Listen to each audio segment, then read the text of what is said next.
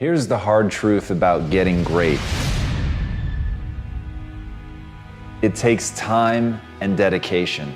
It takes a willingness to accept that you're not yet good enough. It takes the ability to stare at the places that you know that you're weak, to really look at those things and not let it affect your sense of self-esteem and not let it affect your sense of self-worth so that you can still get the momentum going. But you have to understand that in the beginning, we're all terrible. And as Henri Cartier-Bresson said, your first 10,000 photographs are your worst. And so the thing that really makes great art are the people that continue to push and the people that continue to work and face how inadequate they are and really understand that at the end of the day, greatness is a craft. Greatness is a process. Greatness is a habit.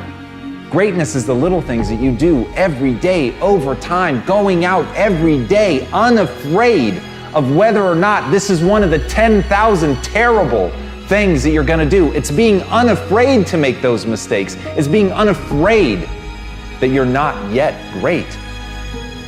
And as Marianne Radmacher said, courage doesn't always roar. Sometimes courage is the quiet voice at the end of the day saying, I will try again tomorrow. And that's it. If you want to be great, that's what you have to do. You've got to get up again tomorrow. You've got to be willing to face another day. You've got to be willing to accept that you've got to get through the bad ideas before you can get to the good. You've got to understand that you have to start as an apprentice. You have to start as a person going and getting tea, and you have to accept that that's the job that you should be playing, that you should be working for somebody else. You should be looking up to somebody else and seeing what they can teach you, because what you know is that you're there to learn. What you know is that you're there to get through the 10,000 bad photographs that you need to get through to ultimately achieve greatness. And if you make the catastrophic error that so many make, to try to tell the world that you're extraordinary today, to try to get the world to follow you and look up to you and think that you're something today. Because the people that really win are the ones that invest today, the ones that listen today, the ones that spend every ounce of their energy amassing mastery, getting better every day, working their off to improve their skill set, to relentlessly look at the things that they're not doing well, to understand that they have to break themselves down and get rid of all of their ego before they can really find greatness. Those are the people that we remember. So if you want to be remembered, if you want to achieve real greatness, you just need to have the courage to show up every day and take another swing, take another photo, try another task, do something that scares you, and do those little things over and over and over until you win. I want to dispel a myth for you. It's the talent myth. It's the belief that some people were just born with more than others, that some people are naturally gifted and some aren't, and that's just the way the cookie crumbles, and whatever you're going to be is essentially determined by how you started, that your DNA is exactly your destiny. I'm here to tell you right now, that's bullshit. It's just not true. It's not the truth of the way that humans are designed. As a species, we're the ultimate adaptation machine. The very thing that puts us at the top of the pyramid is our ability to adapt. It is the fact that the brain is plastic, that it responds to change. It responds to stressors. It responds to repetition. And repetition is a slave to obsession. As Conor McGregor said, there's no talent here. This is hard work. This is an obsession. You could be anyone if you put in the time.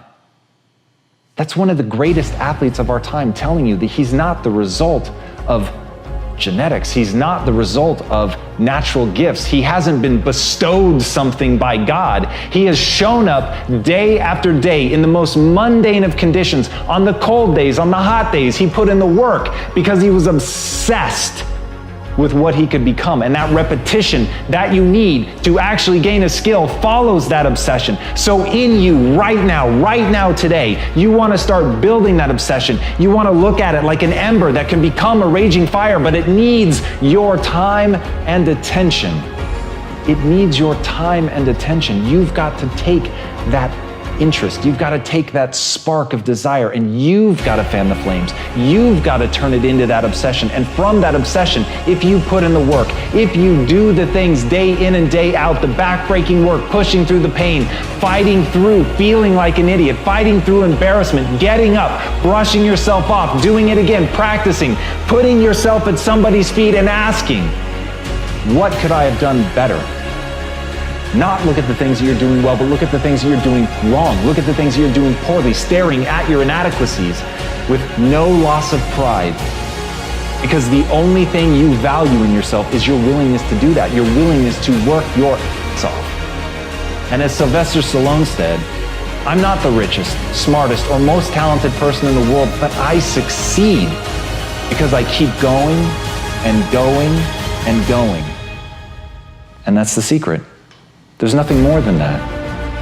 The people that you see that win at the highest level, they were the ones that didn't give up. They're the survivors.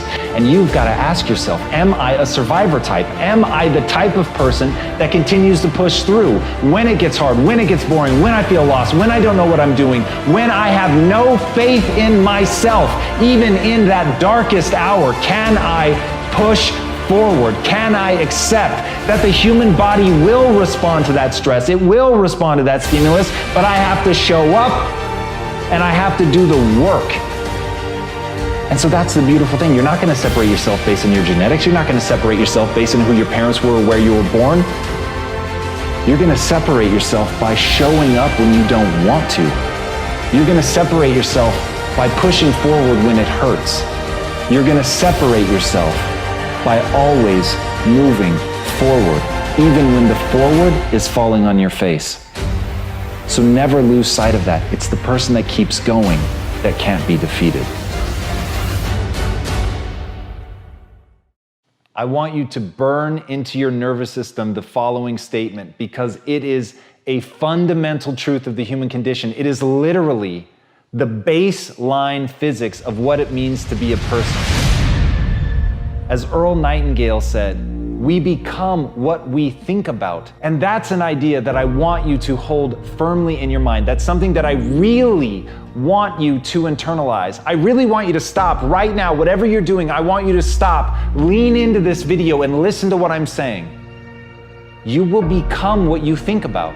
Really think about that for a second, as if it wasn't just a phrase, as if it's more than just words, as if it were a truth about how the brain works, because it is. You're going to become the thing that you think about. And I know that you're dwelling on a lot of negative. I know that you're carrying a lot of baggage with you. And I know that as you think about how things might go wrong, that you believe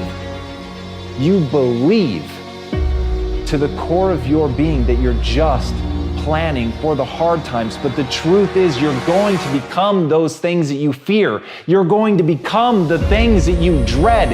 If you're thinking about all the things that you've done wrong in the past, you are going to simply continue that cycle. But if, on the other hand, and let this be true, let this ring in your ears with the weight of everything that I carry, if I've ever added an ounce of value to you, if anything I have ever said has seemed remotely true, believe that these are the most important words I'm ever going to say to you. If you begin to focus on positive things, if you begin to focus on your capabilities, if you begin to focus on the potential that you have, if you really dig in, build those skills, drive towards something beautiful, something amazing, something that leaves you in awe, that you want to create, that you want to become the vessel for that, then you will become that thing, because you will take those steps, because you become what you think about. And as Mark Twain said, 20 years from now, you'll be more disappointed by the things that you didn't do.